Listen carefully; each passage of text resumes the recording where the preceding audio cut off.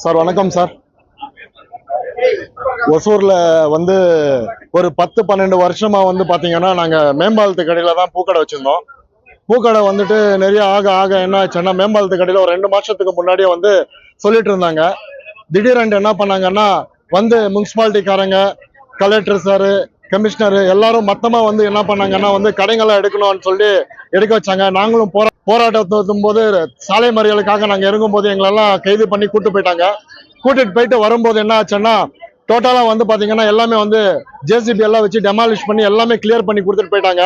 Clear பண்ணி கொடுத்த பிறகு எங்களுக்கு நியாயமான ஒரு இடம் வேணும், நீங்களே சொல்லுங்கன்னு சொல்லி கேட்ட போது அவங்க வந்து கொடுத்த இடங்கள் வந்து உள்ள இருந்ததுனால, சிட்டிக்குள்ள இருந்ததுனால யாரும் உள்ள வரமாட்டாங்க, டிராபிக் ரொம்ப ஜாஸ்தி இருக்குன்றதுனால நாங்க எங்க கையில முடியல.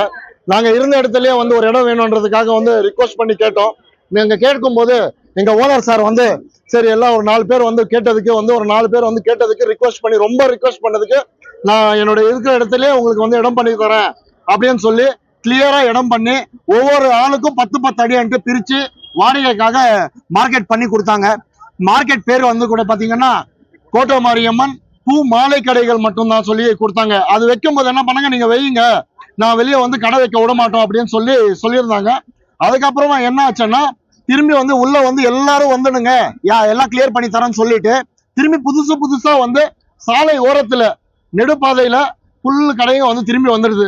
உள்ள வந்து பாத்தீங்கன்னா ஒரு கடையை வாடகை கட்டணும், மாலை போடணும்னா கஸ்டமர் வந்து ஒருத்தர் 2 பேர் உள்ள வரணும்னா அங்க டிராபிக் இருக்காம பார்க்கிங் இருக்கணும். அங்க பார்க்கிங் பண்ற இடத்துல மொத்தமா பூக்கடையே இருந்ததுனால ஆளுங்க யாருமே வரல.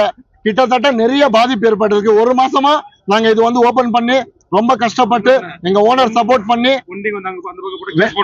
வெண்டிங் வந்து அந்த சைடு போடும்போது கேஸ் போடுறாங்க. ரோட்ல இருந்தா மேல போட முடியாம வெறும் பூக்கடையே இருக்கு.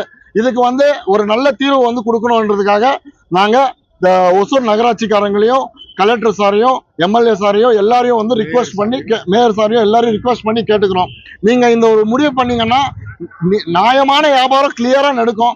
இல்லைன்னா எல்லாரும் திரும்பியும் வந்து மேம்பாலத்துக்கு கீழேயோ அங்கேயோ இங்கேயோ ரோடு சைடு எல்லாம் போனாங்கன்னா திரும்பியும் வந்து பப்ளிக்கு பிரச்சனையில தான் போக முடியும் சார். நீங்க இதுக்கு ஒரு நல்ல முடிவு கொடுக்கணும்ன்றதை கேட்டுக்கிறேன்.